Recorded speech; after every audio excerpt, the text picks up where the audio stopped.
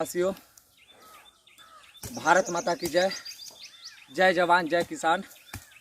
मेरे प्यारे मित्रों, नौजवान साथियों, आप सबों से मेरा यह अपील है कि इस लॉकडाउन में जितना अधिक से अधिक हो लॉकडाउन रहें और अपने घर के आसपास में जो बंजर ज़मीन है, जो खेत खलियान है, जहाँ पे आप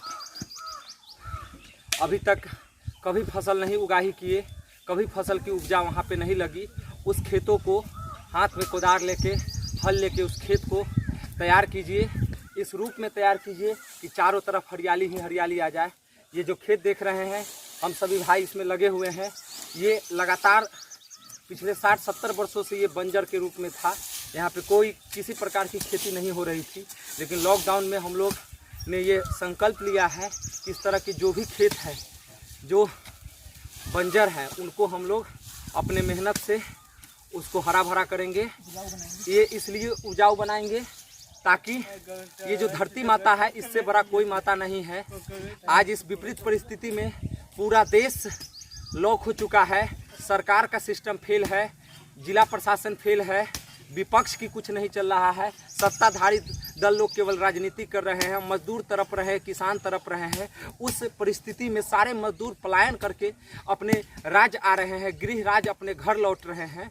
उस परिदृश्य में ये जो हमारा खेत है, ये धरती माँ जो है, यही हमारा विकल्प है, यही हमारे निवाला का साधन है। इसलिए इस धरती माता का हम लोग सेवा करें, और ये अपने जब गोद में लेगी तो हम लोगों को हरा भरा सब्जी यहाँ से मिलेगा, अन्न मिलेगा, गेहूँ मिलेगा, आटा मिलेगा, चावल मिलेगा, दाल मिलेगा। तो हमारे लिए सदियों तक 2 महीना 4 महीना क्या, हम लोग 8 महीना 8 साल तक लॉकडाउन रह के इस वैश्विक महामारी से लड़ सकते हैं और धरती माता की सेवा करके धरती पुत्र बनने का हम लोग मतलब जो सुनहरा अवसर हो प्राप्त कर सकते हैं। तो इस अवसर को ना गंवाएं, और वैसे मजदूर जिनके पास खेत नहीं है, वैसे गरीब, वो दूसरे के खेत में भी काम करे। और वैसे सेठ साहूकार किसानों से भी मेरा हाथ जोड़कर अपील है, विनती है कि आप लोग वैसे गरीब मजदूरों को अपने खेत में काम दे, उनको उचित उनका मानदेय दे और खेतों को चमकाए, और दूसरे के खेत में भी काम करने वाले लोगों का उतना ही स्नेह प्रेम दे जितना लोग अपने खेत में काम कर रहे हैं। उनकी मजदूरी से ही हम लोगों का भी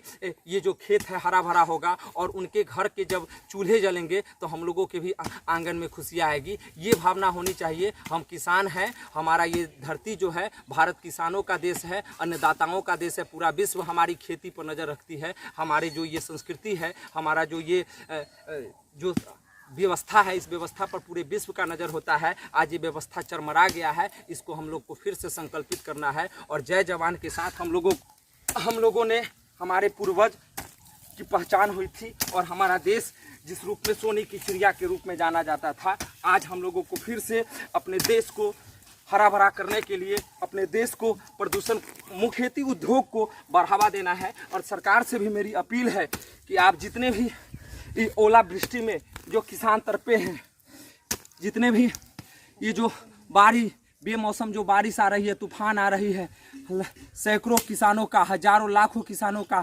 खेती नष्ट हो गया है, वैसे किसानों को सरकार अनुदान दे और उनके खेती उद्योग को बढ़ावा देने के लिए सरकार काम करे। मोदी जी का जो विजन है, नीतीश जी का जो सोच है, वो ज़मीन पर उतरे। ज़मीन पर उतर नहीं रहा है। आपके बिचौलियों एक डीजल अनुदान की राशि के लिए 500 रुपये का डिमांड करते हैं, 1000 रुपये का डिमांड करते हैं। ये सब चीज़ें बंद होनी चाहिए। हम लोग मेहनत तो कर दिए हैं, मेहनत करने की अपील भी कर रहे हैं, लेकिन ये जो सरकार की जो व्यवस्था है, उस व्यवस्था को भी बदलने के लिए उसका मॉनिटरिंग कर। ये जो खेती में जो छोटे मध्यम वर्गीय किसानों को जो परेशानी हो रही है, उसमें किसानों के लिए ऋण की सुविधाएं भी उपलब्ध करा रही है आपकी सरकार। तो आपकी सरकार से मेरा अपील है, ये ढकोसलाबाजी ना हो, इसमें किसानों का शोषण हो रहा है। एक साधारण से कृषि लोन लेने के लिए बिचौलियों को 20-20 हज़ार 30-30 हज़ार रुपया लिया जाता है। ऐसे में कैसे कृषि उद्योग आगे बढ़ेगा?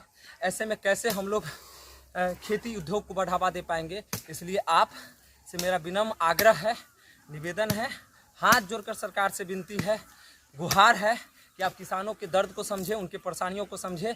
हमारा देश विश्व में अमेरिका और चाइना को टक्कर देने का दम रखता है। इस अन्नदाता को अगर ताकत मिल जाए, अन्नदाता की समस्या को अगर दूर कर दिया जाए, इससे बड़ा उद्योग नहीं है, इससे बड़ा कोई भी कल कारखाना नहीं है। और ये एक ऐसा उद्योग है, कृषि उद्योग, जो किसानों का मेन हथियार है। ये हथियार को अगर आप तैयार कर लेते हैं तो ऐसे लाखों परमाणु बम का सामना करने का साहस आपके पास हो सकता है।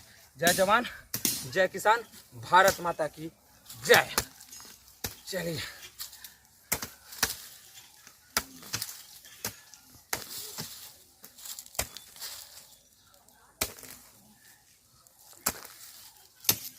तो